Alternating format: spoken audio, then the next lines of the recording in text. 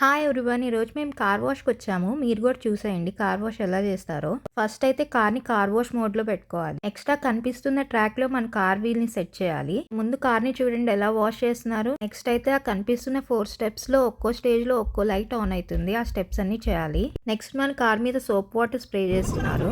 ఇంక ఈ ట్రాకే మన కార్ని తీసుకెళ్తుంది. ఇంకా మధ్యలో వైపర్స్తో బ్రషెస్తో అంతా మన కార్ని క్లీన్ చేస్తారు.